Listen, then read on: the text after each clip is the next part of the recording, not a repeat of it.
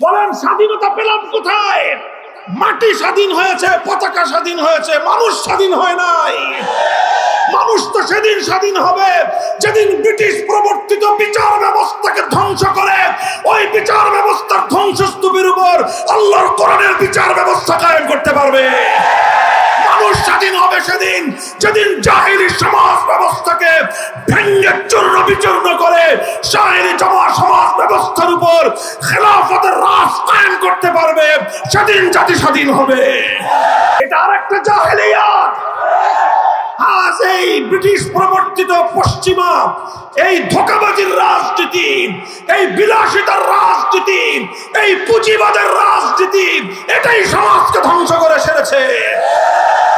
এই ধোঁকাবাজির রাজনীতি সর্বপ্রথম লক্ষ কোটি মুসলমানের ঈমান হরণ করেছে।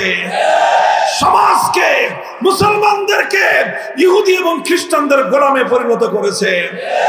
হে মুসলমান, আল্লাহর কোরআন যে রাজনৈতিক দর্শন দিয়েছে, তুমি মুসলমান যদি রাজনীতি করতে হয়, কোরআনের বাইরে রাজনীতি কোনো মুসলমান করতে পারে না।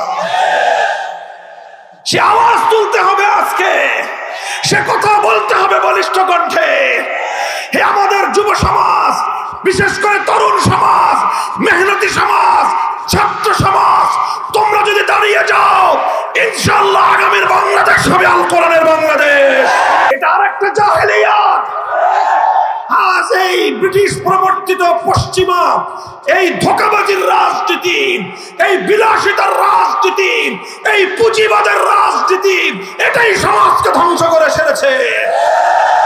এই ধোঁকাবাজির রাজনীতি সর্বপ্রথম লক্ষ কোটি মুসলমানের ঈমান হরণ করেছে।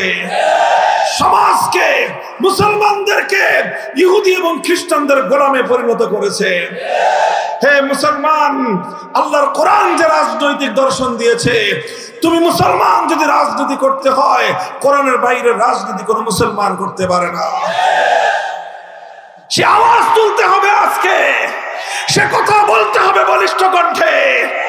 হে আমাদের যুব সমাজ, বিশেষ করে তরুণ সমাজ, মেহনতি সমাজ, ছাত্র সমাজ, তোমরা যদি দাঁড়িয়ে যাও, ইনশাআল্লাহ আগামীর বাংলাদেশ হবে আল কোরআনের বাংলাদেশ।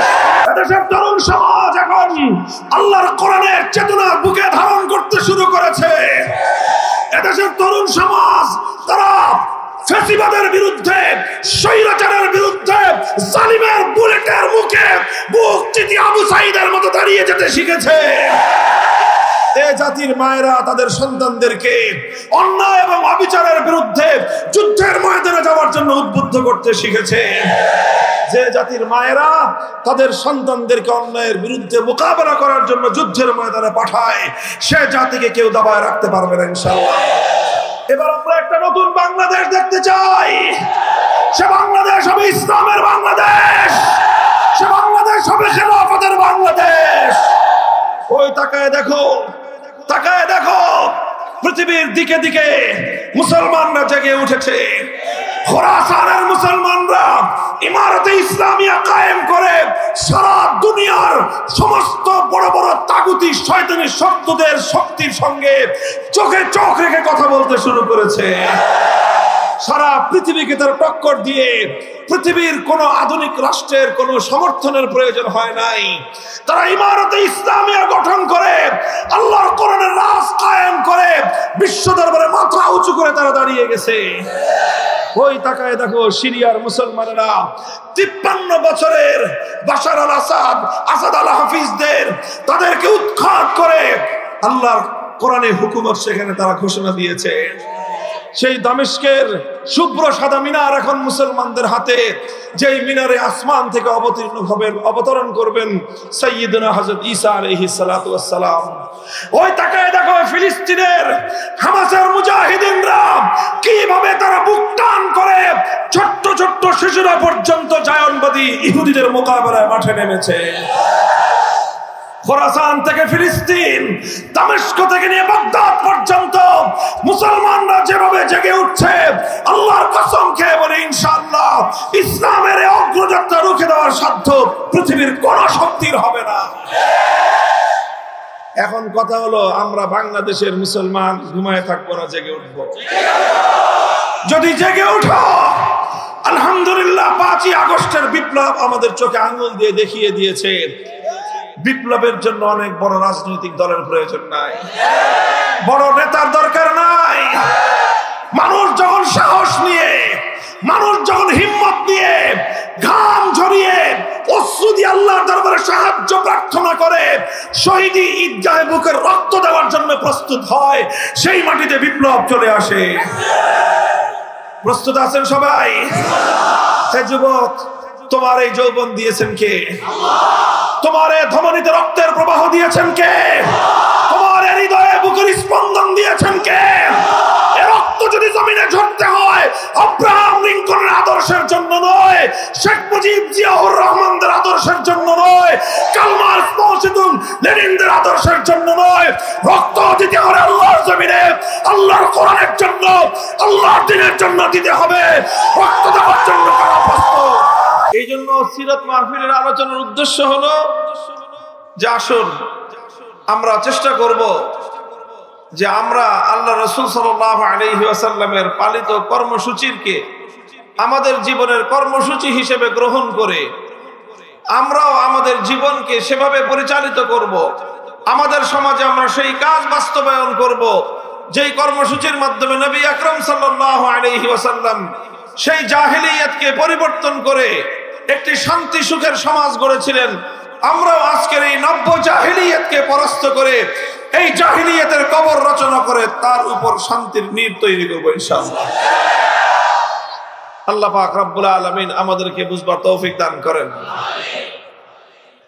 মুহতারাম হাজিরিন, আমরা বলে থাকি কোরআনে কারীমের যে আয়াত আমি তেলাওয়াত করেছি আপনাদের সম্মুখে, সেই আয়াতের মধ্যে আল্লাহ রাসূল সাল্লাল্লাহু আলাইহি ওয়াসাল্লামের জীবনের কিছু মৌলিক কর্মসূচির কথা তুলে ধরা হয়েছে। আল্লাহ নিজেই বলেছেন, হুয়াল্লাযী বা'আসা ফিল উম্মিয়্যিনা রাসূলাম মিনহুম ইয়াতলু আলাইহিম আয়াতিহি ওয়া ইউযাক্কিহিম ওয়া ইউআল্লিমুহুমুল কিতাবা ওয়াল হিকমাহ ওয়া ইন কানু মিন ক্বাবলু লাফি দালালিম মুবিন। আল্লাহ পাক রব্বুল আলামিন আল্লাহর নবীকে সবচেয়ে শক্তিশালী যে জিনিসটা দিয়েছিলেন দুনিয়ার মানুষের সংশোধনের জন্য, দুনিয়ার অবস্থা পরিবর্তন করার জন্য, দুনিয়ার মানুষকে বর্বর যুগ থেকে আলোর যুগে নিয়ে আসার জন্য শক্তিশালী, সবচেয়ে শক্তিশালী যেই হাতিয়ার আল্লাহ রব্বুল আলামিন তার নবীকে দিয়েছিলেন, সেই শক্তিশালী মাধ্যমের নাম হলো কিতাবুল্লাহ তথা আল্লাহর কোরআনে কারীম। এই কোরআন, এটাই ছিল নবী আকরাম সাল্লাল্লাহু আলাইহি ওয়াসাল্লামের জীবনের, তার বিপ্লবের প্রধান হাতিয়ার। কোরআনকে কেন্দ্র করে, এই কোরআনকে দিয়েই আল্লাহর নবী তার সে ঐতিহাসিক বিপ্লব সাধন করেছিলেন। কোরআনকে কেন্দ্র করে নবী আকরাম সাল্লাল্লাহু আলাইহি ওয়াসাল্লাম 4টি কাজ করেছেন। কয় কাজ? 4 কাজ করেছেন। আল্লাহর কোরআনকে কেন্দ্র করে, কোরআনের উপর আল্লাহর নবী 4টি মেহনত করেছেন এবং সেই 4 মেহনত উম্মতের মধ্যে তিনি জিন্দা করেছেন। প্রথম মেহনত হলো ইয়াতলু আলাইহিম আয়াতিহি। আল্লাহর নবী উম্মতের মধ্যে, আল্লাহর বান্দাদের মধ্যে আল্লাহর কোরআনের তেলাওয়াতকে তিনি ব্যাপকভাবে শিক্ষা দান করেছেন। মানুষকে আল্লাহর কোরআনের তেলাওয়াত শিক্ষা দিয়েছেন। তিনি উম্মতকে কোরআনের তেলাওয়াত শুনিয়েছেন। কোরআনের তেলাওয়াত শেখানো, কোরআনের তেলাওয়াত শোনানো, এটা হলো নবী আকরাম সাল্লাল্লাহু আলাইহি ওয়াসাল্লামের সর্বপ্রথম বুনিয়াদী কর্মসূচি। কোরআনের তেলাওয়াতের মাধ্যমেই নবী আকরাম সাল্লাল্লাহু আলাইহি ওয়াসাল্লাম তার বিপ্লবী কর্মসূচির সূচনা করেছিলেন। কোরআনে কারীমের তেলাওয়াতের মধ্যে আল্লাহ পাক রব্বুল আলামিন এমন একটা শক্তি রেখেছেন যে এই তেলাওয়াত এটা মানুষের বদ্ধ দুয়ারকে, হৃদয়ের বদ্ধ দুয়ারকে খুলে দিয়ে মানুষের অন্ধকার হৃদয়ের মধ্যে আলো প্রজ্বলিত করে দেয়। এই জন্য নবী আকরাম সাল্লাল্লাহু আলাইহি ওয়াসাল্লামের সর্বপ্রথম কর্মসূচি হলো তেলাওয়াতে কিতাবুল্লাহ তথা কোরআনে কারীমের তেলাওয়াত। এবং এটা হলো নবী আকরাম সাল্লাল্লাহু আলাইহি ওয়াসাল্লামের একটা স্বয়ং সম্পন্ন কর্মসূচি শুধু তেলাওয়াতে কিতাবুল্লাহ, এটাই আল্লাহর নবীর বিপ্লবী কর্মসূচির সবচেয়ে বুনিয়াদী কর্মসূচি ছিল। এই কোরআনের তেলাওয়াতের মাধ্যমেই নবী আকরাম সাল্লাল্লাহু আলাইহি ওয়াসাল্লাম সেই জাহেলি সমাজ ব্যবস্থার ভিত শুদ্ধ প্রকম্পিত করে দিয়েছিলেন, এবং তিনি যে হেদায়েতের আলো জ্বালিয়েছিলেন, যে মশাল প্রজ্বলিত করেছিলেন, সেই মশালের সর্বপ্রথম অগ্নিস্ফুলিঙ্গ ছিল তেলাওয়াতে কিতাবুল্লাহ। কোরআনে কারীমের তেলাওয়াতের মধ্যে আল্লাহ পাক রব্বুল আলামিন সেই প্রভাব রেখেছেন, সেই শক্তি রেখেছেন। আমাদের মধ্যে অনেক মানুষ রয়েছে এমন যারা মনে করে যে কোরআনে কারীমের তেলাওয়াত এটা, অনেকে তো এরকম বলেও থাকে যে অর্থ না বুঝে শুধু কোরআনে কারীমের তেলাওয়াত করে কোনো লাভ নেই। নাউজুবিল্লাহ। কোরআনে কারীমের তেলাওয়াত এটা একটা স্বয়ং সম্পন্ন কর্মসূচি। কোরআনের অর্থ বোঝা এটা আরেকটা কর্মসূচি, আর কোরআন তেলাওয়াত করা এটা একটা কর্মসূচি। কাজেই কেউ যদি কোরআনের অর্থ বুঝতে পারে ভালো কথা, কোরআনের মর্ম এবং অর্থ যদি নাও বুঝে, এরপরও কোরআনে কারীমের তেলাওয়াত এটা একটা বিপ্লবী কর্মসূচি। এটা মানুষের মধ্যে আমূল পরিবর্তন করবার বুনিয়াদী কর্মসূচি হলো কোরআনে কারীমের তেলাওয়াত। এই জন্য যারা মনে করে যে না বুঝে পড়লে কোরআনে কারীমের তেলাওয়াতের দ্বারা কোনো লাভ নেই, তারা মূলত আল্লাহর কোরআনকে অবমূল্যায়ন করে। তারা কোরআনে কারীমকে দুনিয়ার আর 10টা গ্রন্থের সঙ্গে একই পাল্লায় পরিমাপ করে। তারা মনে করে যেরকম সাহিত্যের বই না বুঝে পড়লে সাহিত্যের স্বাদ পাওয়া যায় না, কবিতার বই না বুঝে পড়লে কাব্যের আনন্দ পাওয়া যায় না, উপন্যাসের বই না বুঝে পড়লে উপন্যাসের চরিত্র বোঝা যায় না, গল্পের বই না বুঝে পড়লে কেউ গল্পের মজা পাবে না, বিজ্ঞানের বই না বুঝে পড়লে বিজ্ঞান শিখতে পারবে না, মেডিকেল সায়েন্সের বই না বুঝে পড়লে ডাক্তারি বিদ্যা জানা হবে না। তারা মনে করেছে এই সব বিষয়ের মতো কোরআনে কারীম এরকম যে না বুঝে পড়লে বুঝি কোরআনে কারীমের কোনো লাভ হবে না, তা নয়। অন্য সকল বিষয়ের বই না বুঝে পড়লে কোনো লাভ নাই। দুনিয়াতে একমাত্র গ্রন্থ আল্লাহর কোরআন, এটা বুঝে পড়লেও যেরকম মানুষের অন্তরের মধ্যে প্রভাব তৈরি করে, না বুঝে পড়লেও কোরআনের তেলাওয়াতের মধ্যে এমন একটা পাওয়ার আছে যে এই পাওয়ার যার অন্তরের মধ্যে প্রবেশ করবে, এই কোরআনের তেলাওয়াত যার কর্ণকুহরে প্রবেশ করবে, এটা মানুষের অন্তরের মধ্যে গিয়ে আঘাত করবেই, এবং মানুষের হৃদয়ের বদ্ধ দুয়ার উন্মুক্ত করার ক্ষেত্রে পৃথিবীতে কোরআনে কারীমের চেয়ে শক্তিশালী আর কিছু নাই। হাদিসের কিতাবগুলোর মধ্যে তার অসংখ্য দৃষ্টান্ত খুঁজে পাওয়া যায়। সাহাবায়ে কেরামের জীবনীতে অসংখ্য দৃষ্টান্ত খুঁজে পাওয়া যায়। হযরতে আবু বকর রাদিয়াল্লাহু তাআলা আনহুর জীবন ইতিহাসে ঘটনা পাওয়া যায়। একবার আবু বকর সিদ্দিক রাদিয়াল্লাহু আনহু তিনি মক্কা ছেড়ে চলে যাচ্ছেন। রাস্তার মধ্যে এক লোকের সঙ্গে দেখা, একজন নেতৃস্থানীয় লোক, নাম হলো তার ইবনুদ দাগিনা। সে বলল, আবু বকর কোথায় যাও? তিনি বললেন যে আমি মক্কায় থাকবো না। কেন থাকবেন না? মক্কার মানুষ জুলুম এবং নির্যাতন করে, অন্যায় এবং অত্যাচার করেছে আমার উপর, আমাকে ত্যক্ত বিরক্ত করে দিয়েছে, এই জন্য আমি আর মক্কা থাকবো না, মক্কা ছেড়ে চলে যাচ্ছি। ইবনুদ দাগিনা বলল যে না আবু বকর, তোমার মতো লোক মক্কা ছেড়ে চলে যেতে পারে না। তুমি মক্কার মধ্যে মানুষের উপকার করো, অনাহারীকে আহার তুলে দাও, অভাবগ্রস্তের অভাব দূর করো, তুমি অসুস্থ মানুষের চিকিৎসা করো, তুমি মানুষকে সাহায্য করো। তোমার মতো এরকম সোনার মানুষ, মাটির মতো নরম মানুষ, পরোপকারী মানুষ যদি মক্কা থেকে চলে যায়, এটা মক্কার অধিবাসীদের জন্য একটা কলঙ্কের বিষয় হবে, বদনাম হবে তাদের। তুমি মক্কা ছেড়ে চলে যেও না। তোমার কি সমস্যা, চলো আমি সমাধান করে দিচ্ছি। ইবনুদ দাগিনা নামক সেই সরদার আবু বকর রাদিয়াল্লাহু আনহুকে সঙ্গে করে মক্কায় ফিরে আসলেন। এসে মক্কাবাসীকে বললেন যে দেখো, আবু বকর সে একজন ভালো মানুষ, তার মতো এরকম সোনার মানুষ হয় না। এই লোকটাও যদি তোমাদের অত্যাচারে অতিষ্ঠ হয়ে মক্কা ছেড়ে চলে যায়, তাহলে গোটা আরবের মধ্যে মক্কার মানুষের বদনাম হয়ে যাবে যে আরো আবু বকরের মতো একজন ভালো মানুষ মক্কায় থাকতে পারে নাই। এই জন্য আবু বকর মক্কায় থাকবে, আমি দায়িত্ব নিচ্ছি, তোমরা কেউ আবু বকরকে ডিস্টার্ব করবে না। মক্কার লোকেরা বলল যে ঠিক আছে, আবু বকর থাকবে, থাকুক। আবু বকর আমাদের বাপদাদার ধর্ম ত্যাগ করে মুহাম্মাদের ধর্ম গ্রহণ করেছে সাল্লাল্লাহু আলাইহি ওয়াসাল্লাম, আমরা না হয় সেটাও মেনে নিলাম। আবু বকর মুহাম্মাদের ধর্ম প্রচার করে, আমরা না হয় সেটাও মেনে নিলাম। কিন্তু আবু বকরকে আমাদের একটা শর্ত মানতে হবে। কি শর্ত? যে আবু বকর কোরআন তেলাওয়াত করে, কোরআন তেলাওয়াত করুক, সেটা নিয়ে আমরা আপত্তি করব না। তবে শর্ত হলো আবু বকর কোরআন তেলাওয়াত করবে তার ঘরের মধ্যে দরজা জানালা বন্ধ করে।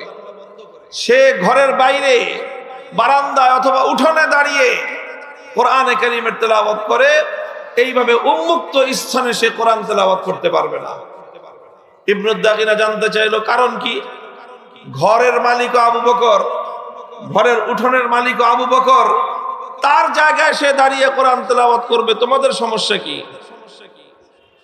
মক্কার লোকেরা জবাব দিল যে না, আবু বকর ঘরের উঠোনে দাঁড়িয়ে কোরআন তেলাওয়াত করতে পারবে না, কারণ সে যদি উন্মুক্ত স্থানে দাঁড়িয়ে আল্লাহর কোরআন তেলাওয়াত করা শুরু করে, আবেগ মাখা কণ্ঠে যখন আবু বকর কোরআনে কারীমের তেলাওয়াত করে, তখন অবস্থাটা এমন হয় চুম্বক যেরকম লোহাকে তার নিজের দিকে আকর্ষণ করতে আরম্ভ করে।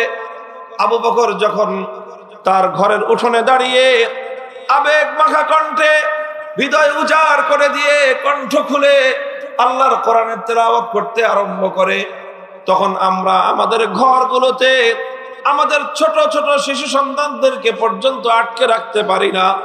চুম্বক যেরকম লোহাকে তার নিজের দিকে আকর্ষণ করতে থাকে, ঠিক তেমনি ভাবে আবু বকরের কোরআনের তেলাওয়াত আমাদের ঘরগুলো থেকে ছোট ছোট সন্তানদেরকে পর্যন্ত আকর্ষণ করে আবু বকরের ঘরের দিকে টেনে নিয়ে যায়। আমরা এটা বরদাস্ত করতে পারবো না। আমাদের ঘরগুলো থেকে আমাদের নারীরা, আমাদের শিশুরা পর্যন্ত আবু বকরের ঘরের দিকে পঙ্গপালের মতো ছুটতে আরম্ভ করবে, আর আল্লাহর কোরআনের তেলাওয়াত শুনে শুনে তারা এভাবে জাহেলিয়াতের পথ ছেড়ে দিয়ে আলোর পথের দিকে তারা অনুসারী হবে, আলোর পথের দিশারি হবে। এটা কোশ্চিন কালেও আমরা বরদাস্ত করতে পারি না। মুহতারাম হাজিরিন, ইতিহাস তো কথাই বলে, অসংখ্য অগণিত পাষাণ হৃদয়ের মানুষ যখন তাদের সামনে আল্লাহর কোরআনে কারীমের তেলাওয়াত করা হয়েছে, সেই পাথরের মতো পাষাণ হৃদয়গুলো পর্যন্ত আল্লাহর কোরআনে কারীমের তেলাওয়াতের মাধ্যমে মোমের মতো বিগলিত হয়ে পড়তে আরম্ভ করেছে। আল্লাহর কসম খেয়ে বলি, মহাবিশ্বের মধ্যে পাথরের মতো পাষাণ হৃদয়কে বিগলিত করবার জন্য আল্লাহর কোরআনের চেয়ে প্রভাবক আর এর চেয়ে শক্তিশালী কোন মাধ্যম আজ পর্যন্ত এই পৃথিবীতে আবিষ্কার হয় নাই। যে কোনো পাষাণ হৃদয়কে মোমের মতো গলানোর জন্য পাষাণ হৃদয়ে পাথরের মতো রুক্ষ হৃদয়কে পর্যন্ত মোমের মতো নরম করে দিয়ে পানির ঝর্ণা ধারার মতো প্রবাহিত করবার ক্ষেত্রে আল্লাহর কোরআনে কারীমের কোনো তুলনা নাই, কোনো জুড়ি নাই। এজন্যই আল্লাহ পাক রব্বুল আলামিন বিশ্ব নবী, মানবতার নবী মুহাম্মদ আরবি সাল্লাল্লাহু আলাইহি ওয়াসাল্লামকে সর্বপ্রথম যেই কর্মসূচি দান করেছিলেন, সেই কর্মসূচির নাম হলো ইয়াতলু আলাইহিম আয়াতিহি। তিনি মানুষের কর্ণকুহরে আল্লাহর কোরআনের তেলাওয়াতের ধ্বনি শোনাবেন। মানুষের কণ্ঠে কণ্ঠে আল্লাহর কোরআনের তেলাওয়াত উচ্চারিত হবে, পাড়ায় পাড়ায়, মহল্লায় মহল্লায়, ঘরে ঘরে আল্লাহর কোরআনের তেলাওয়াত হবে। এই তেলাওয়াতের আওয়াজ যখন গুঞ্জরিত হয়, তখন কোরআনে কারীমের তেলাওয়াতের এই গুঞ্জরণে সমাজ থেকে জাহেলিয়াত বিতাড়িত হতে বাধ্য হয়।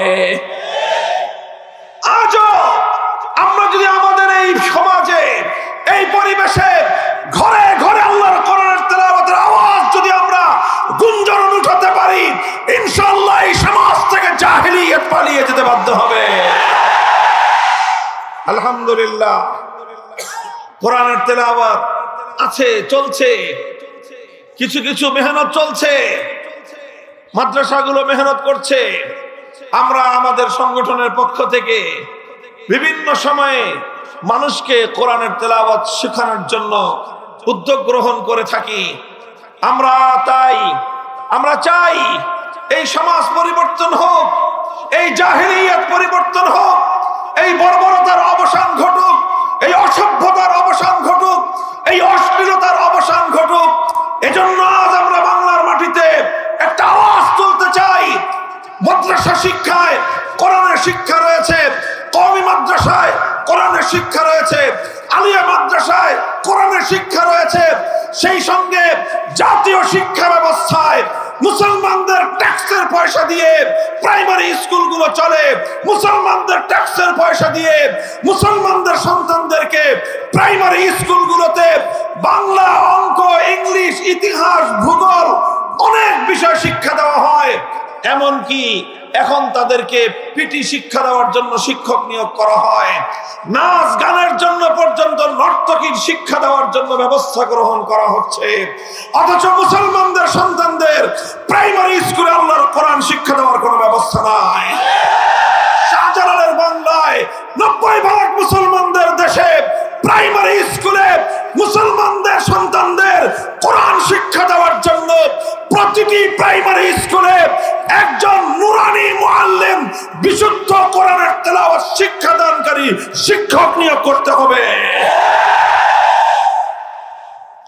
যদি এটা করা যায়, এই প্রাইমারি লেভেল থেকে ইনশাআল্লাহ নতুন সমাজ গঠনের কর্মী তৈরি হওয়া শুরু হবে। জাহেলিয়াত এবং বর্বরতার মূল উৎপাটন হওয়া শুরু হবে। এটা আমরা শুধুমাত্র দাবি হিসেবে বলছি, কিন্তু বলতে বলতে আমাদের এই কথা যদি কর্তৃপক্ষের কান দিয়ে প্রবেশ না করে, কানে কিভাবে পানি ঢোকাতে হয় সে ব্যবস্থা তাওহীদি জনতা, কোরআন প্রেমিক জনতা গ্রহণ করতে বাধ্য হবে ইনশাআল্লাহ।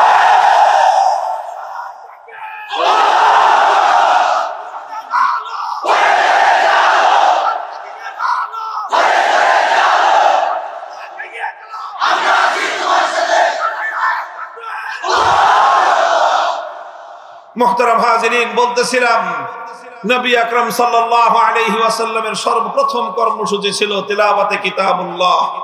এই জন্য আমরাও বলি আল্লাহর কোরআন পড়ুন সবাই, কোরআন তেলাওয়াত করুন সবাই। যে মুসলমানের হৃদয়ে আল্লাহর কোরআনের তেলাওয়াত নাই, তার হৃদয়টা মুর্দা হৃদয়। ওই মুসলমান একজন মুর্দা মুসলমান। আমরা জিন্দা মুসলমান চাই।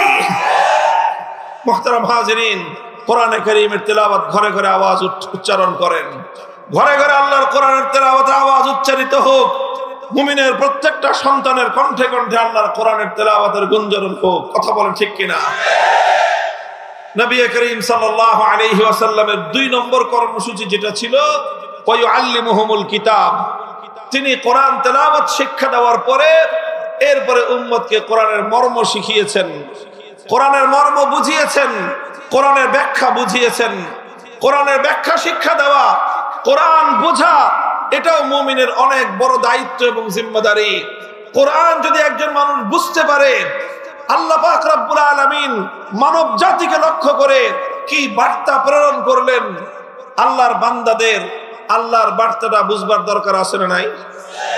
বলেন, আল্লাহর পক্ষ থেকে আল্লাহর বান্দাদের উদ্দেশ্যে যেই বার্তা আসলো, যেই পয়গাম আসলো, আপনার রব আপনার নিকট একটা পয়গাম প্রেরণ করলেন, এই পয়গামটা আপনার এবং আমার বুঝার দরকার আছে না নাই? মুহতারাম হাজির, এখন তো ডিজিটাল যুগ, এখন তো আর মানুষ চিঠিপত্র লেখে না, কিন্তু আগে এক সময় মানুষের যোগাযোগের মাধ্যম ছিল চিঠিপত্র। কথা বলেন ঠিক কিনা?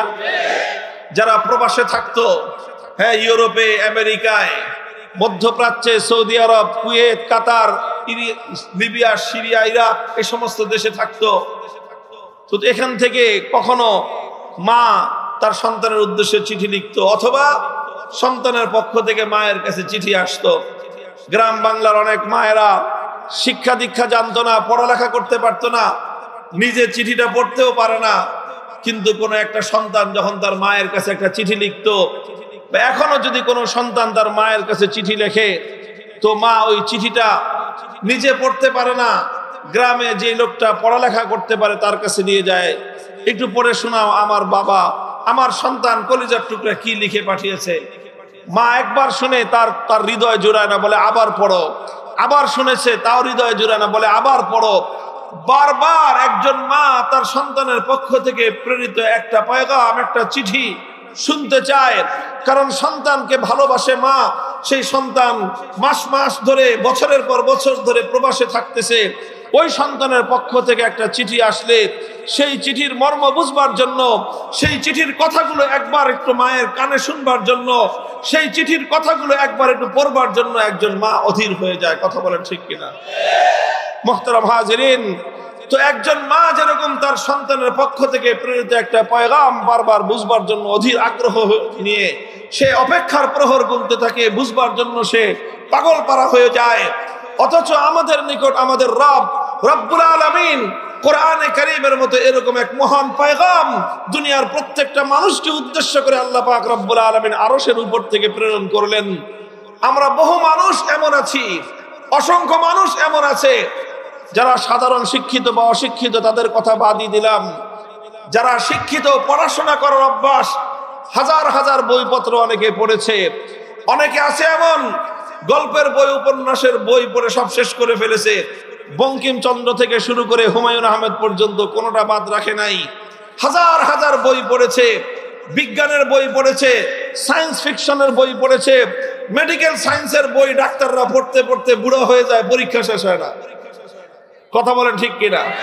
পড়ুক, পড়াশোনা করা ভালো, কিন্তু বড় আশ্চর্য এবং হৃদয় বিদারক কথাটা হলো এই, অসংখ্য মানুষ এমন আছে সারাটা জীবন অতিক্রান্ত হয়ে গেছে, কিন্তু অন্তত একবারের জন্য হলেও আল্লাহর কোরআনে কারীমের সূরা ফাতিহা থেকে সূরা নাস পর্যন্ত পূর্ণ কোরআনটা একবার অন্তত অনুবাদ দেখে হলেও বুঝে পড়বার চেষ্টা করে নাই।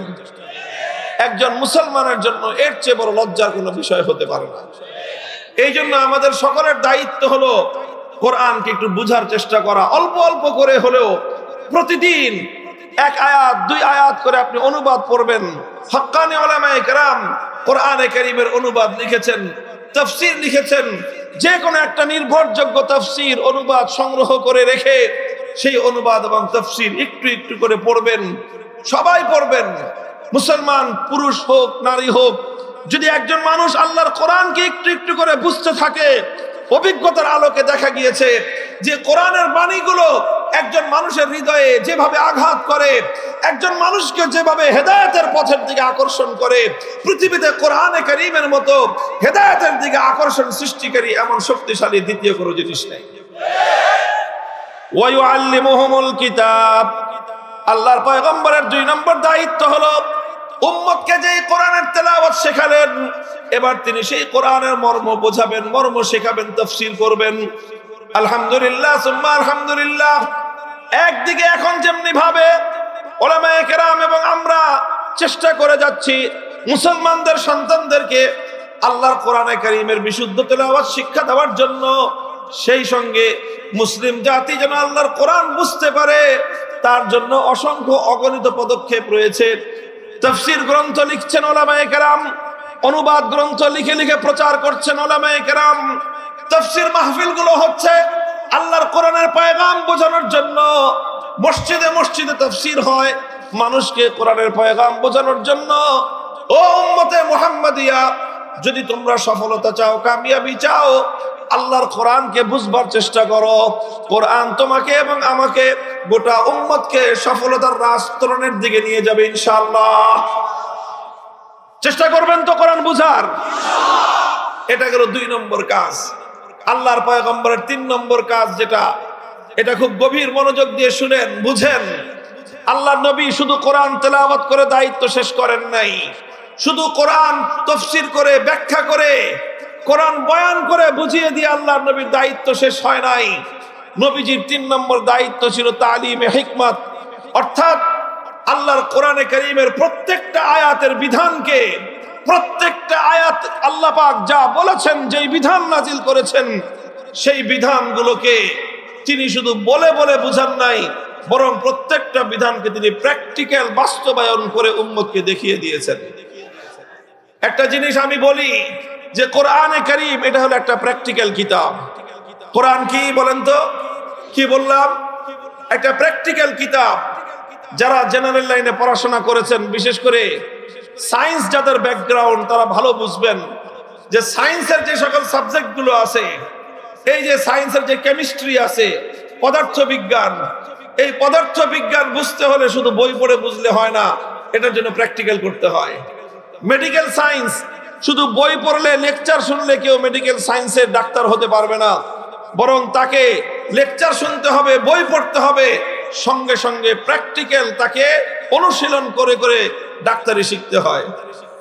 ঠিক তদ্রূপ কোরআনে কারীম শুধু তেলাওয়াত করেই মানুষ বুঝতে পারবে না, কোরআনের শুধু ব্যাখ্যা শুনে আর ব্যাখ্যা পড়ে একজন মানুষ কোরআনকে আত্মস্থ করতে পারবে না, বরং কোরআনে কারীমকে আল্লাহ পাক রব্বুল আলামিন নবীজিকে দায়িত্ব দিয়েছিলেন যে আমার এই দুনিয়ার মানুষকে, আমার বান্দাদেরকে, আপনার উম্মতকে আপনি কোরআনের এক একটা আয়াতের বিধান বাস্তবায়ন করে প্র্যাকটিক্যাল দেখিয়ে দিয়ে যান। আর আল্লাহর নবী সেটা দেখিয়েছেন। যেরকম আল্লাহর কোরআনের আয়াত নাজিল হয়েছে, নাজিল করেছেন আকিমুস সালাত, সালাত কায়েম করো। আল্লাহর নবী তেলাওয়াত করেছেন, 1 নম্বর দায়িত্ব পালন হয়েছে। অর্থ বুঝিয়েছেন, সালাতের অর্থ কি, ইকামতের অর্থ কি, 2 নম্বর দায়িত্ব পালিত হয়েছে। এরপরে আল্লাহর নবী 3 নম্বর দায়িত্ব পালন করেছেন, তিনি নামাজ আদায় করেছেন। নামাজ দেখিয়ে দেখিয়ে তিনি তার উম্মতকে, সাহাবীদেরকে বলেছেন, সাল্লু কামা রাআইতুমুনি উসাল্লি, হে আমার উম্মত, শুধুমাত্র আমার কাছ থেকে শুনে শুনে নামাজ পড়বে না, বরং আমাকে যেভাবে নামাজ পড়তে দেখেছো, আমাকে নামাজ প্র্যাকটিক্যাল দেখে দেখে তোমরা নামাজ শেখো। আল্লাহর নবী বিদায় হজে গিয়েছেন, 100 লক্ষ সাহাবায়ে কেরামকে সঙ্গে নিয়ে হজ করতে গিয়েছেন। আর উম্মতকে, সাহাবায়ে কেরামকে বলেছেন, খুযু আন্নী মানাসিকাকুম, হে আমার উম্মত, হজের এক একটা আমল তোমরা আমাকে দেখে দেখে প্র্যাকটিক্যাল শিখো। আল্লাহর নবী তার জিন্দেগিতে 27টা জিহাদে নিজে সশরীরে অংশগ্রহণ করে উম্মতকে দেখিয়েছেন কিভাবে আল্লাহর দ্বীনের জন্য জিহাদ করতে হয়। উম্মতকে শিখিয়েছেন, প্র্যাকটিক্যাল দেখিয়েছেন কিভাবে আল্লাহর দ্বীনের জন্য রক্ত দিতে হয়, প্র্যাকটিক্যাল দেখিয়েছেন কিভাবে আল্লাহর দ্বীনের জন্য জায়গার কোরবানি স্বীকার করতে হয়, দেখিয়েছেন কিভাবে বাতিলের মোকাবেলা করতে হয়, কিভাবে কুফর এবং তাগুতের বিরুদ্ধে সিনা টান করে সামনের সম্মুখের সারিতে গিয়ে যুদ্ধের ময়দানে বুক টান করে বাতিলের মোকাবেলা করতে হয়। এটা শুধু মুখে বর্ণনা করে বয়ান দিয়ে আল্লাহর নবী বোঝান নাই, প্র্যাকটিক্যাল করে করে তিনি দেখিয়েছেন।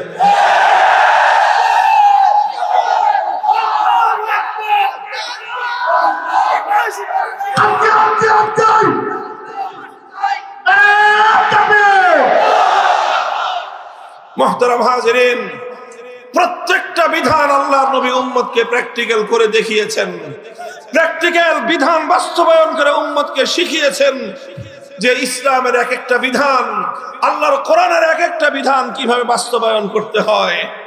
এই জন্য যারা আল্লাহর কোরআনের অনুসারী, যারা আল্লাহর কোরআনের সৈনিক, বিশেষ করে যারা আলেম সমাজ, উম্মতকে কোরআন বোঝানো যাদের দায়িত্ব, উম্মতকে কোরআন বোঝানো যাদের দায়িত্ব, যারা ওয়ারাসাতুল আম্বিয়া, যারা নবীদের উত্তরসূরি, যারা নায়েবে নবী, তাদেরকে ঐতিহাসিক দায়িত্ব বুঝে নিতে হবে। শুধু জনগণকে কোরআন তেলাওয়াত করে শিখিয়ে দিলেই দায়িত্ব শেষ নয়, তেলাওয়াতের পরে জনগণকে, জাতিকে কোরআনের মর্ম বোঝাতে হবে, তাফসীর বোঝাতে হবে, কোরআনের মর্ম এবং ব্যাখ্যা বোঝাতে হবে। কোরআনের ব্যাখ্যার মর্ম বুঝিয়েই আলেম সমাজের দায়িত্ব সমাপ্ত হবে না, বরং 3 নম্বর দায়িত্ব আলেম সমাজকেও পালন করতে হবে। আল্লাহর কোরআনের এক একটা বিধানকে অক্ষরে অক্ষরে আল্লাহর জমিনে প্র্যাকটিক্যাল ভাবে বাস্তবায়ন করে জাতিকে কোরআন কিভাবে বাস্তবায়ন করতে হয় সেটা দেখাতে হবে, সেটা শেখাতে হবে। আর এই জায়গায় এসেই আলেম সমাজের কোরআনের ধারক বাহকদের সঙ্গে যারা শয়তানের অনুসারী, তাদের সংঘাত তৈরি হয়ে যায়।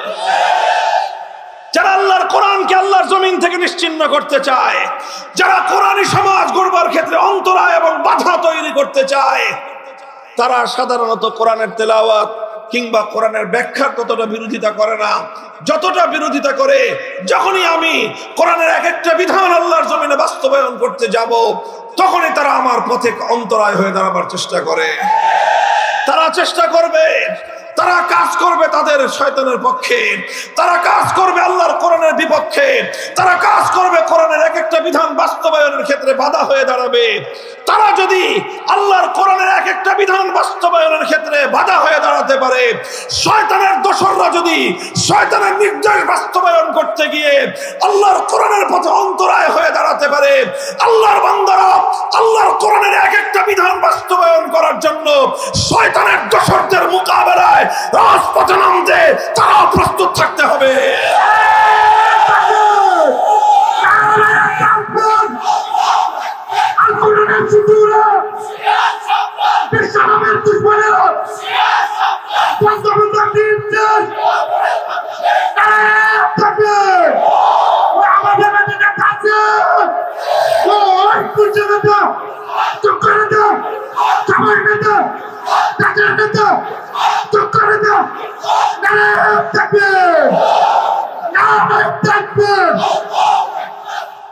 মুহতারাম হাজিরিন, অনেক অনেক বিধান রয়েছে কোরআনে কারীমের। বিধানগুলো বাস্তবায়ন করতে গেলে অনেক ধরনের বাধা প্রতিবন্ধকতা আসে, কিন্তু আল্লাহর পয়গম্বর মুহাম্মদুর রাসূলুল্লাহ সাল্লাল্লাহু আলাইহি ওয়াসাল্লাম যেমনি ভাবে কোরআনে কারীমের এক একটা বিধান বাস্তবায়ন করার ক্ষেত্রে দুনিয়ার সমস্ত বাধার বিন্ধ্যাচলকে তিনি ডিঙ্গিয়েছেন, সমস্ত বাধা প্রতিবন্ধকতাকে তিনি অতিক্রম করে সামনের দিকে অগ্রসর হয়েছেন। নবীর সত্যিকার আশিক উম্মতকে, আর বিশেষ করে নায়েবে নবী ওলামে উম্মতকে সেভাবেই সকল বাধা অতিক্রম করে সামনের দিকে অগ্রসর হতে হবে। আমি কোরআনে কারীমের এক একটা বিধান বাস্তবায়নের দৃষ্টান্ত দেখানোর জন্য আল্লাহর নবীর জীবনী থেকে, নবীর সিরাত থেকে, সিরাতুন নবী থেকে একটা ঘটনার উদ্ধৃতি আমি আপনাদের সামনে উপস্থাপন করছি। নবী আকরাম সাল্লাল্লাহু আলাইহি ওয়াসাল্লাম ৮ম হিজরিতে রমজান মাসে মক্কা বিজয় করলেন। আল্লাহর নবীর জীবনের সবচেয়ে বড় ঐতিহাসিক বিজয়। মক্কা বিজয় যখন করলেন, মক্কা বিজয় হয়ে গেল, মক্কায় আল্লাহর কোরআনের বিধান কায়েম হয়ে গেল, খেলাফত প্রতিষ্ঠিত হয়ে গেল। সেই সময় মক্কা নগরীতে একটা অপরাধ সংগঠিত হলো, চুরির অপরাধ। চোর চুরি করেছে এবং সেই চুরি করে চোর শনাক্ত হয়েছে, ধরা পড়েছে। সাধারণ কোনো মানুষ নয়, একজন মহিলা মানুষ, সাধারণ মহিলা নয়, অত্যন্ত সম্ভ্রান্ত একটা উঁচু পরিবারের একজন মেয়ে, সে চুরি করে ধরা পড়েছে। সেই মেয়েটার নাম হলো ফাতেমা। ফাতেমা নামনি একটা মেয়ে, তার বংশ পরিচয়, সে হলো বনু মখজুম গোত্রের, ফাতেমা মখজুমিয়া। বনু মখজুম গোত্রটা হলো কুরাইশ বংশের মধ্যেও অত্যন্ত সম্ভ্রান্ত একটা পরিবার, যেই পরিবারে জন্ম নিয়েছিলেন স্বয়ং আল্লাহর রাসূল সাল্লাল্লাহু আলাইহি ওয়াসাল্লামের দাদি যান।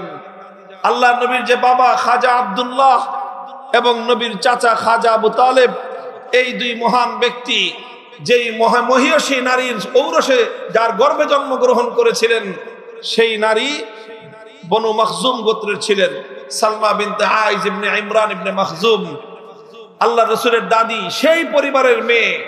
ফাফাজিআ কওমুহা ইলা উসামা ইবনে যায়েদ। যখন এই মেয়েটার চুরির ঘটনা ধরা পড়লো, তখন তার গোটা পরিবার, গোটা বংশ তারা দুশ্চিন্তাগ্রস্ত হয়ে পড়লো যে এখন তো মক্কায় আল্লাহর কোরআনের বিধান বাস্তবায়িত হবে, কোরআনের বিধান কায়েম হয়েছে, আর কোরআনের বিচার অনুযায়ী এখন চুরির শাস্তি, মেয়েটার হাত কাটা যাবে। একটা মেয়ের হাত কাটা যাবে, এটা বড় কথা নয়, বড় বিষয় হলো সঙ্গে সঙ্গে গোটা বংশের নাক কাটা যাবে। কারণ যখন তার হাত কাটা যাবে, মানুষের মধ্যে আলোচনা হবে যে বনু মখজুম গোত্রের নারীরা পর্যন্ত চুরি করে, চোর। এই কথাটায় এই বংশের সম্মান মর্যাদা ধুলোয় মিশে যাবে। কাজেই তারা চিন্তা করলো, মশওয়ারা করলো, পরামর্শ করলো, যে করেই হোক এই মেয়ের হাত কাটাটা বাধা দিতে হবে। কিভাবে বাধা দেওয়া যায়? তখন তারা তদবির করা শুরু করলো। গোটা সম্প্রদায়, তারা আল্লাহর নবীর খুব কাছের একজন মানুষ, নবীজির ঘনিষ্ঠ একজন মানুষ সম্পর্কে আল্লাহর নবীর নাতি হয়, নবীজির পালক পুত্র যায়েদ ইবনে হারেসার ছেলে উসামা ইবনে যায়েদ। সেই বনু মখজুমের পরিবারের লোকেরা উসামাকে এসে বলল যে তোমার দাদার কাছে গিয়ে বলো যে এরকম এরকম একটা ঘটনা, এই মেয়েটা কিন্তু স্বয়ং আল্লাহর নবীর আত্মীয়, নবীজির দাদির পরিবার, ব্লাড কানেকশন রয়েছে। এখন এই মেয়েটার যদি হাত কাটা যায়, বংশের মান মর্যাদা ধুলোয় মিশে যাবে। এই বংশের মান মর্যাদা ধুলোয় মিশে গেলে তাতে তো নবীজির স্বয়ং তার নিজেরও প্রেস্টিজের হ্যাম্পার হয়। কাজেই যে করেই হোক এই হাতটা যেন না কাটা যায়, বিচারটা যেন না হয়। তুমি একটা তদবির করো, তুমি চেষ্টা করো। উসামা ইবনে যায়েদ নবীজির কাছে এসে আল্লাহর নবীর কাছে সুপারিশ করলেন এবং বললেন যে হাত কাটা যাবে না, সমস্যা আছে। কি সমস্যা? এই সমস্যা। এই কথা যখন তিনি বললেন, ফাতাগাইয়ারা ফাতালাওয়ানা ওয়াজহু রাসূলিল্লাহি সাল্লাল্লাহু আলাইহি ওয়াসাল্লাম, হাদিসের কিতাবের ভাষ্য, আমার নবীর চেহারার রং বদলে গেল। আল্লাহর নবী যখন রাগান্বিত হতেন, নবীজি যখন রাগান্বিত হতেন, নবীর চেহারার রং বদলে যেত, লাল বর্ণ ধারণ করত। ফাকান্নামা ফুকিয়া ফি ওয়াজিনাতাইহি হাব্বুর রুম্মান, মনে হতো যেন নবীজির মুখমণ্ডলের মধ্যে বেদানার রস ছিটিয়ে দেওয়া হয়েছে। এমন লাল টুকটুকে হয়ে যেত আল্লাহর নবীর চেহারা। নবীর চেহারা এরকম রক্তিম বর্ণ ধারণ করলো। নবীজি ধমক দিলেন উসামাকে, আতাশফাউ ফি হাদ্দিন মিন হুদুদিল্লাহ, উসামা তোমার এত বড় দুঃসাহস, এখন আমি আল্লাহর কোরআনের বিধান বাস্তবায়ন করব, আল্লাহর হুকুম বাস্তবায়ন করব, সেই সময়ে তুমি বাধা দিতে তদবির করার জন্য এসেছো। খবরদার, হুঁশিয়ার করে দেই তোমাকে, ভবিষ্যতে আর কোনোদিন এই ধরনের কোনো কথা নিয়ে তদবির নিয়ে আমার কাছে আসবে না। আল্লাহর নবী উসামাকে ধমক দিয়ে বুঝতে পারলেন শুধু উসামাকে একা ধমক দিয়ে তো কাজ হবে না, কারণ বিষয়টা তো শুধু উসামার একার নয়, এই বিষয়টার সঙ্গে আমার গোটা বংশ জড়িত, বনু মখজুম গোত্র জড়িত, কুরাইশ বংশ জড়িত। এটার পিছনে গোটা আরবের শত বছরের জাহেলিয়াত এই বিষয়ের পেছনে আছে। কাজেই শুধু উসামা একাকে ধমকে কাজ হবে না, গোটা আরববাসীকে, মক্কার অধিবাসীদেরকে সংশোধন করতে হবে। এই জন্য আল্লাহর নবী মক্কার অধিবাসীদেরকে জমায়েত করলেন। ফালাম্মা কানাল আশিয়্যু কামা রাসূলুল্লাহি সাল্লাল্লাহু আলাইহি ওয়াসাল্লাম, বিকাল বেলায় আসরের নামাজের পরে আল্লাহর নবী দাঁড়িয়ে গেলেন জাতির উদ্দেশ্যে ভাষণ দেওয়ার জন্য। পবিত্র বাইতুল্লাহর সামনে আল্লাহর নবী দাঁড়ালেন। বাইতুল্লাহর চত্বরে গোটা মক্কাবাসী একত্রিত। আল্লাহর নবী মক্কার লোকদেরকে ডেকে বললেন যে দেখো, ইন্নামা হালাকা মান কানা ক্বাবলাকুম ইযা সারাকা ফীহিমুদ দাঈফ আকামু আলাইহিল হাদ ওয়া ইযা সারাকা ফীহিমুশ শরীফ তারাকুহু। হে আমার আরববাসী, হে আমার মক্কার অধিবাসী, হে আমার কুরাইশ বংশের আমার আত্মীয় স্বজন, আমার আপনজনেরা, তোমরা শুনে রাখো, আল্লাহ পাক রব্বুল আলামিন অতীতকালে পৃথিবীর অনেক জাতিকে আল্লাহ ধ্বংস করে দিয়েছেন। কি অপরাধ ছিল তাদের? তাদের অপরাধ ছিল যখন তাদের মধ্যে কোনো প্রভাবশালী মানুষ, কোনো সম্ভ্রান্ত মানুষ, কোনো পাওয়ারফুল ক্ষমতাবান মানুষ, কোনো শক্তিশালী মানুষ যখন তাদের মধ্যে কোনো অপরাধ করত, কোনো টাকা পয়সাওয়ালা শিল্পপতি অথবা কোনো ক্ষমতাবান রাজনৈতিক নেতা অথবা কোনো পাওয়ারফুল কোনো সম্ভ্রান্ত কোনো ব্যক্তি, প্রভাবশালী ব্যক্তি, এমপির শালা, মন্ত্রীর দুলাভাই, চেয়ারম্যানের খালু, এই জাতীয় লোকজন, প্রভাবশালী লোকজন, শিল্পপতি, টাকা পয়সাওয়ালা, ইন্ডাস্ট্রিয়ালিস্ট, রাজনৈতিক নেতা, এই জাতীয় লোকেরা যখন তাদের মধ্যে অপরাধ করত, তখন সেই লোকের উপর কোনো আইনের শাসন প্রয়োগ করা হতো না, নানা সিস্টেম করে তাদেরকে পার করে দেওয়া হতো। আর সেই একই অপরাধ যখন করতো ওয়াইদা সারাকা ফীহিমুদ দাঈফ, ওই একই অপরাধ করলো কোন গরিব মানুষ, কোন মেহনতি মানুষ, কোন খেটে খাওয়া কৃষক, শ্রমিক, মজদুর, রিকশাওয়ালা, ভ্যান গাড়ি চালক, ঠেলা গাড়িওয়ালা, নৌকার মাঝি, রাস্তার টোকাই, এই ধরনের দুর্বল মানুষ যখন ওই একই অপরাধ করত, আকামু আলাইহিল হাদ, তখন গোটা সমাজ মিলে বলতো যে অপরাধ করেছে, আইনের শাসন 100 ভাগের জায়গায় 200 ভাগ কায়েম করো। সবলের উপর একরকম বিচার, দুর্বলের জন্য আরেক রকম বিচার, বড় লোকের জন্য এক বিচার, গরিবের জন্য আরেক বিচার, সরকারি দলের এক বিচার, বিরোধী দলের জন্য আরেক বিচার। আল্লাহর নবী বলেন, যখন কোন সমাজের মধ্যে এইরকম বৈষম্য সৃষ্টি হয়, যখন কোন সমাজের মধ্যে এই ধরনের বৈষম্য দেখা দেয়, এ বৈষম্য করা, বিচার ব্যবস্থার মধ্যে এরকম বৈষম্য তৈরি করা, এটা মামুলি কোনো অন্যায় নয়, এটা ছোটখাটো কোনো অপরাধ নয়, বরং এটা এত জঘন্য অপরাধ যেই সমাজের বিচার ব্যবস্থায় বৈষম্য তৈরি হয়, যেই সমাজের মধ্যে একদল মানুষের জন্য এক বিচার, আরেক দল মানুষের জন্য আরেক বিচার, একই অপরাধ করলে একজনের সাজা হবে, ওই একই অপরাধ করলে আরেকজন পার পেয়ে যাবে, এমন বৈষম্য যেই সমাজে তৈরি হয় সেই সমাজকে আমার আল্লাহ পাক ধ্বংস করে দেন।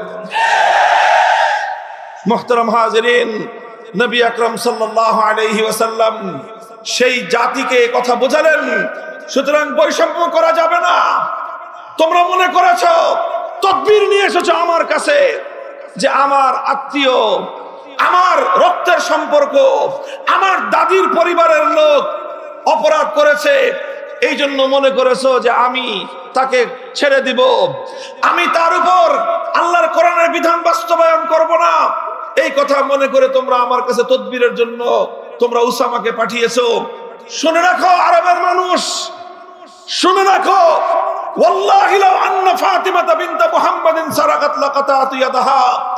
আল্লাহর নবী যে কথাটা বললেন সেই কথাটা যদি সহিহ হাদিসের মধ্যে বর্ণিত না হতো, পৃথিবীর কোন মানুষ নিজের মুখে সেই কথা উচ্চারণ করার সাহস পেত না।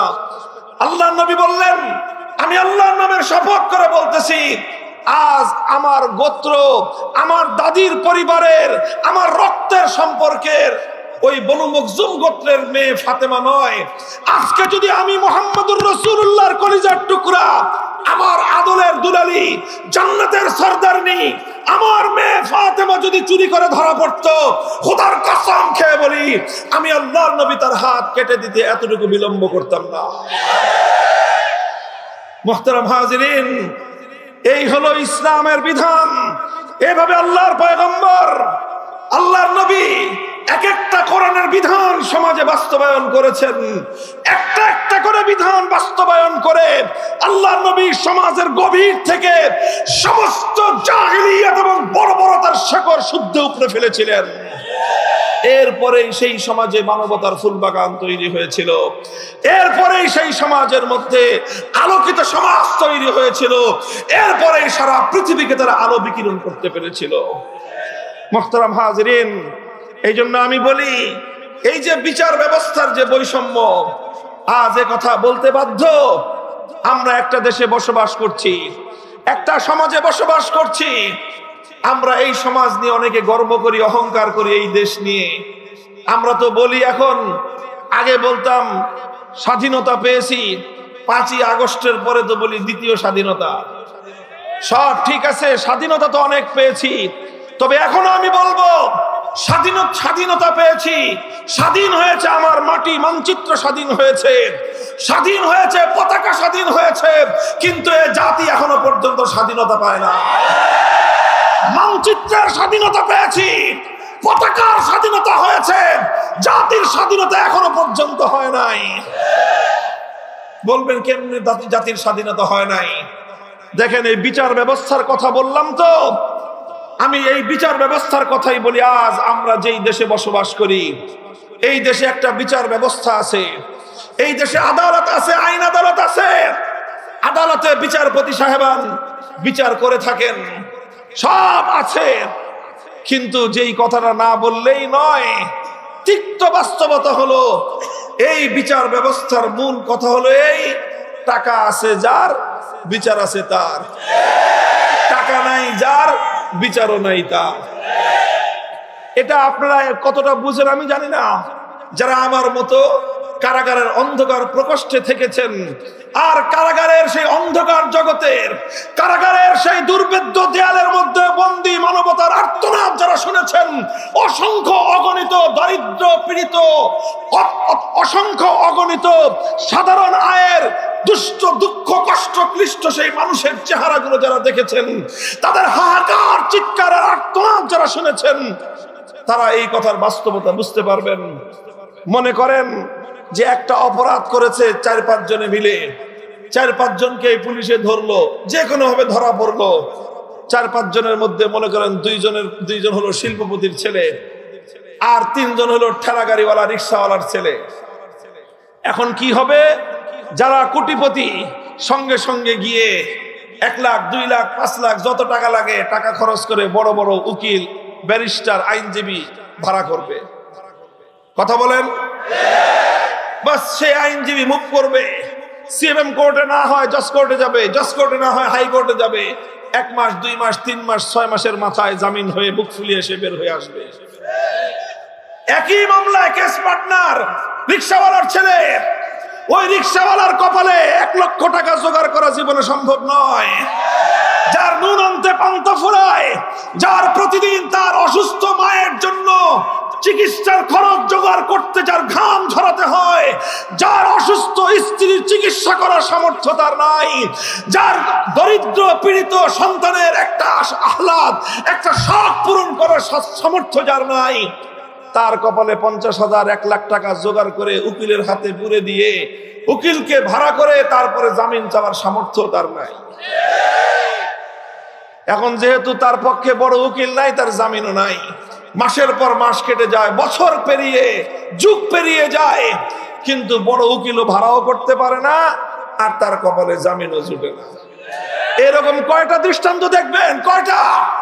শত শত নয়, হাজার হাজার বন্দী আজ বাংলাদেশের কারাগারগুলোতে প্রায় 70 থেকে 80,000 বন্দী আছে। এই 80,000 বন্দীর মধ্যে অসংখ্য অগণিত বন্দী এমন আছে শুধুমাত্র দারিদ্র্যের কারণে, গরিব হওয়ার কারণে, অর্থনৈতিক অসঙ্গতির কারণে নামজাদা উকিল ব্যারিস্টার ভাড়া করার সামর্থ্য তাদের নাই। অনেকে বলবে গরিব দুঃখীর মামলার ব্যয় বাংলাদেশ সরকার দেয়, এটা লেখা থাকে কোর্টে এবং বিভিন্ন থানার গারদে।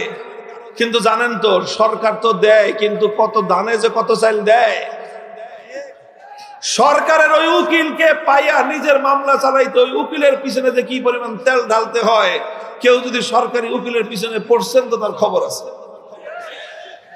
মুহতারাম হাজির, এটা বাস্তব কথা। যদি লক্ষ লক্ষ টাকা খরচ করে নামি দামি শক্তিমান উকিল ভাড়া করতে পারেন, আপনার কঠিন মামলা মুহূর্তের মধ্যে পানির মতো আসান হয়ে যাবে। আপনি উকিল ভাড়া করতে পারবেন না, বড় ব্যারিস্টার আপনার পক্ষে দাঁড়াবে না, সাধারণ মামলা আপনার জন্য জটিল হয়ে যাবে। এটাই হলো বর্তমান বিচার ব্যবস্থার সার কথা। যারা বিচার ব্যবস্থার সাথে সম্পৃক্ত আছেন, আমার উপর রাগ করেন না, আমাদের উপর রাগ করেন না। আমি কোন উকিলের বিরুদ্ধাচরণ করি নাই, বলছি কিছু। উকিলরা এটা পেশা, উকিলদের পেশা। ডাক্তারদের যেরকম ডাক্তারি করা যেরকম পেশা, উকিলদের ওকালতি করা তাদের পেশা। এই পেশায় পেশাজীবী হিসেবে তারা কাজ করে তাদের সংসার চালায়, টাকা পয়সা ইনকাম করে, সহায় সম্পত্তি করে। কাজেই তারা তো মানুষের কাছ থেকে টাকা পেলে কাজ করবে, এটা স্বাভাবিক। সমস্যা তো উকিলদের নয়, সমস্যা ব্যারিস্টারদের নয়, সমস্যা বিচারপতিদের নয়, সমস্যা হলো বিচার ব্যবস্থা। বলবেন সমস্যা বিচার ব্যবস্থার কেন? কারণ এই বিচার ব্যবস্থা মুসলমানদের উপর চাপিয়ে দিয়ে গেছে পশ্চিমা ব্রিটিশ সভ্যতা। এই বিচার ব্যবস্থা ব্রিটিশের প্রবর্তিত বিচার ব্যবস্থা। এই শাসন ব্যবস্থা ব্রিটিশ প্রবর্তিত শাসন ব্যবস্থা। আমরা যে শিক্ষা ব্যবস্থা এখন আমাদের সন্তানদেরকে শেখাই, এই শিক্ষাটাও শিক্ষা ব্যবস্থা ব্রিটিশ প্রবর্তিত শাসন শিক্ষা ব্যবস্থা। তাহলে স্বাধীন হলো কোথায়? বলেন, স্বাধীনতা পেলাম কোথায়? মাটি স্বাধীন হয়েছে, পতাকা স্বাধীন হয়েছে, মানুষ স্বাধীন হয় নাই। মানুষ তো সেদিন স্বাধীন হবে যেদিন ব্রিটিশ প্রবর্তিত বিচার ব্যবস্থাকে ধ্বংস করে ওই বিচার ব্যবস্থার ধ্বংসস্তূপের উপর আল্লাহর কোরআনের বিচার ব্যবস্থা কায়েম করতে পারবে। মানুষ স্বাধীন হবে সেদিন যেদিন জাহেলি সমাজ ব্যবস্থাকে ভেঙে চূর্ণ বিচূর্ণ করে জাহেলি সমাজ ব্যবস্থার উপর খেলাফতের রাজ কায়েম করতে পারবে, সেদিন জাতি স্বাধীন হবে।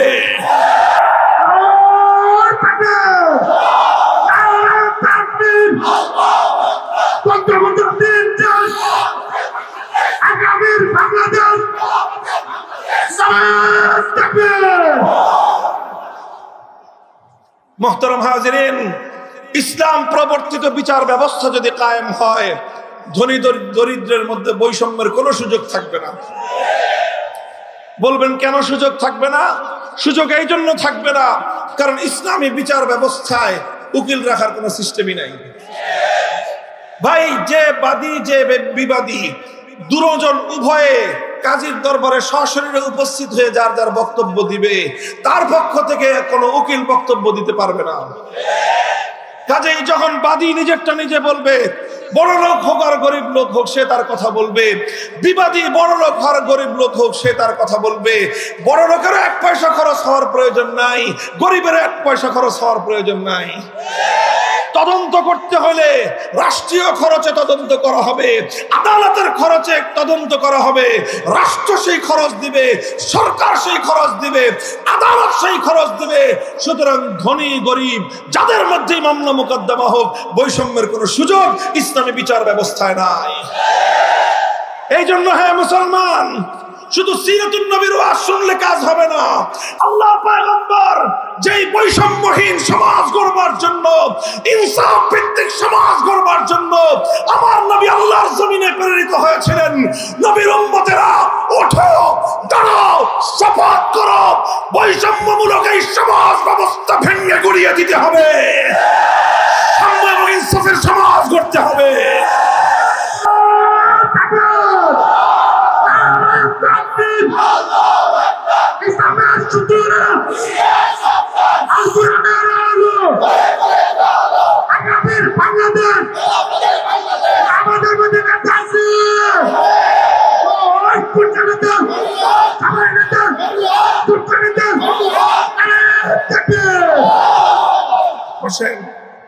মোহতারাম হাজিরিন, মনে রাখবেন, ইনসাফ, ন্যায়পরায়ণতা, সাম্য কায়েম করা, বেইনসাফি দূর করা সমাজ থেকে, এটা শুধুমাত্র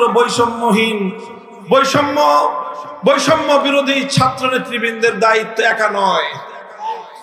বৈষম্যহীন সমাজ গড়া, ইনসাফপূর্ণ সমাজ গড়া, সমাজ থেকে, রাষ্ট্র থেকে, জাতির মধ্য থেকে সমস্ত অন্যায়, অবিচার, বেইনসাফি দূর করার দায়িত্ব সমস্ত উম্মতে মুহাম্মাদীর, বিশেষ করে আলেম সমাজের দায়িত্ব এটা।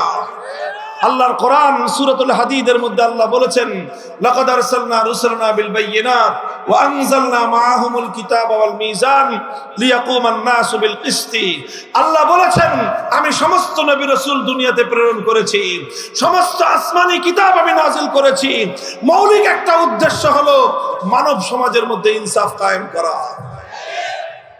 আমাদের আলেমদের কাছ থেকে, হুজুরদের কাছ থেকে এক শ্রেণীর মানুষ ইনসাফের কথা, বৈষম্যহীন দেশ গড়ার কথা, সমাজ গড়ার কথা শুনতে চায় না। তারা শুধু আমাদের কাছ থেকে ওয়াজ শুনতে চায়, আখিরাতের ওয়াজ। তারা শুধু আমাদের কাছ থেকে শুনতে চায় কবরের ওয়াজ। তারা বলে যে হুজুর, মাটির নিচে যা আছে বলেন, আসমানের উপরে যা আছে বলেন। আসমানের নিচে আর মাটির উপরে যা আছে এগুলো তো রাজনীতিবিদরাই বলবে। এটা আরেকটা জাহেলিয়াত। আজ এই ব্রিটিশ প্রবর্তিত পশ্চিমা এই ধোঁকাবাজির রাজনীতি, এই বিলাসিতার রাজনীতি, এই পুঁজিবাদের রাজনীতি, এটাই সমাজকে ধ্বংস করে সেরেছে। এই ধোঁকাবাজির রাজনীতি সর্বপ্রথম লক্ষ কোটি মুসলমানের ঈমান হরণ করেছে।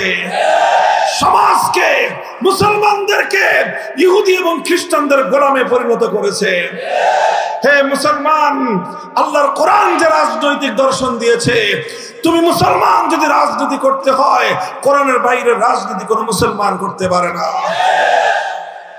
সে আওয়াজ তুলতে হবে আজকে, সে কথা বলতে হবে বলিষ্ঠ কণ্ঠে। হে আমাদের যুব সমাজ, বিশেষ করে তরুণ সমাজ, মেহনতি সমাজ, ছাত্র সমাজ, তোমরা যদি দাঁড়িয়ে যাও, ইনশাআল্লাহ আগামীর বাংলাদেশ হবে আল কোরআনের বাংলাদেশ।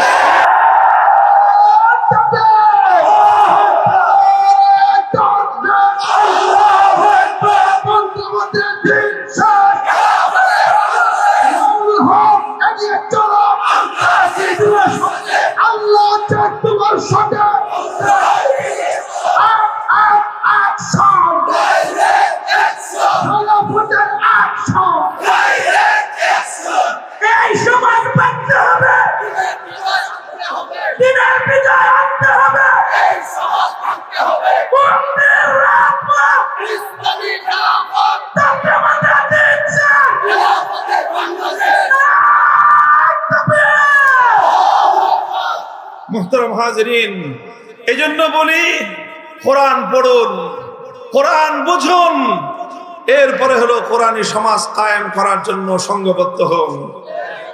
তৈরি আছেন ইনশাআল্লাহ? আল্লাহর কোরআনের কারীমকে নিয়ে আল্লাহর পয়গম্বরের সর্বশেষ দায়িত্ব ছিল যেটা নবীজি করেছেন, সেটা হলো মানুষকে প্রথমে আল্লাহর কোরআনের তেলাওয়াত শিখিয়েছেন, শুনিয়েছেন, তারপরে কোরআনের মর্ম বুঝিয়েছেন, এরপরে কোরআনে কারীমের এক একটা বিধান আল্লাহর জমিনে বাস্তবায়ন করেছেন।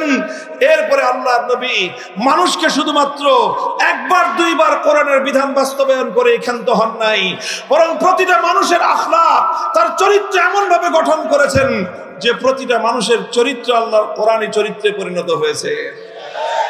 কাজেই এটাই হলো তাজকিয়া। কোরআনী চরিত্র গঠন করতে হবে। কোরআনী চরিত্র গঠন করার জন্য কোরআনী সমাজ গড়তে হবে। কোরআনী সমাজ গড়ার জন্য আল্লাহর কোরআনকে বুঝতে হবে, অনুধাবন করতে হবে। এইভাবে আল্লাহর কোরআনকে কেন্দ্র করে একটা সমাজ আমরা গড়তে চাই। আমাদের সঙ্গে আপনারা কাজ করবেন তো ইনশাআল্লাহ? দেখেন, আমাদের দুনিয়ার কোনো স্বার্থ নাই, রাজনৈতিক, আমরা আমাদের ব্যক্তিগত কোনো স্বার্থে আপনাদেরকে আহ্বান জানাই না।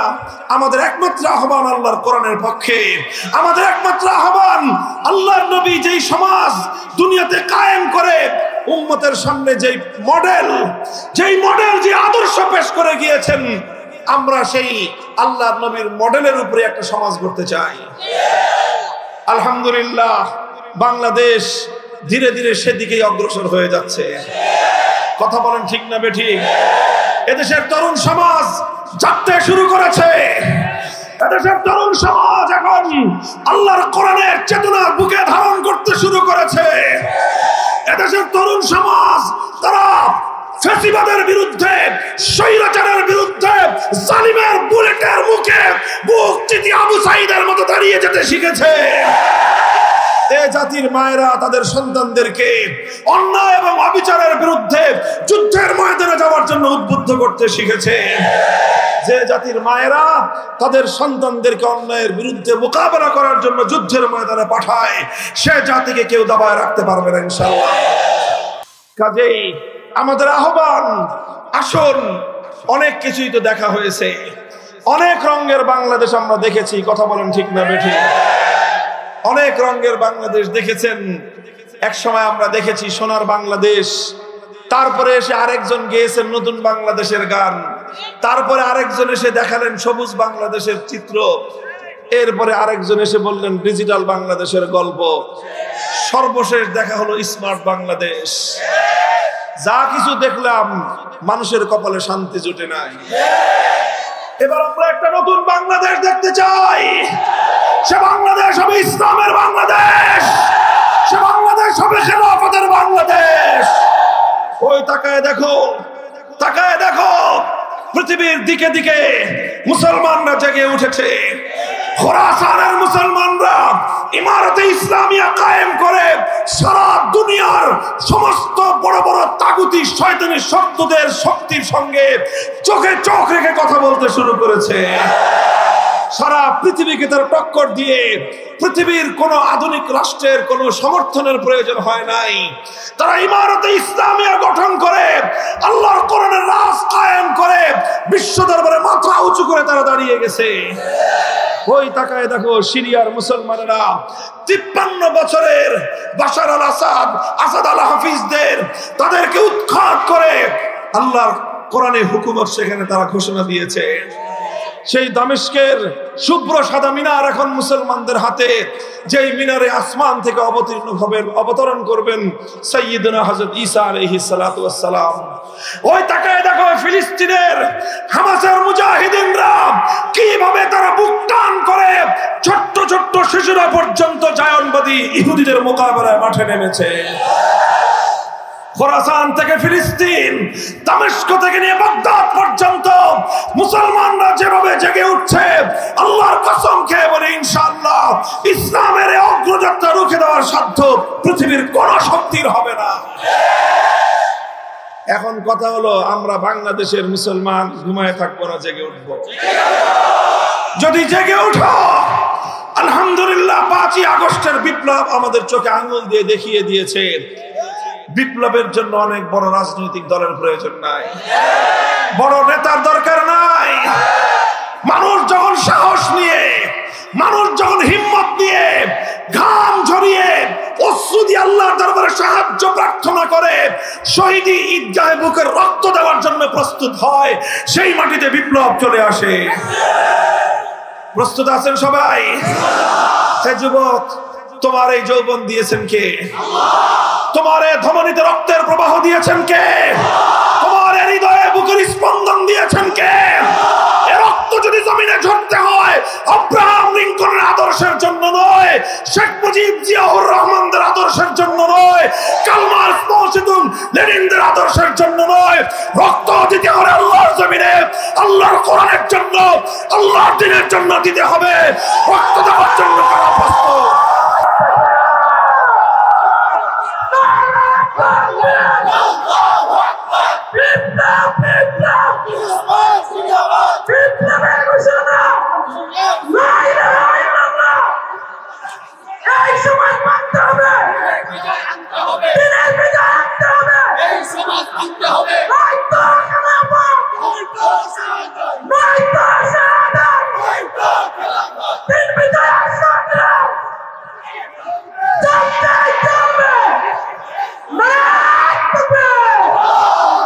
হ্যাঁ, ইসলামের সেই বিপ্লবের জন্য প্রস্তুত আছেন তো?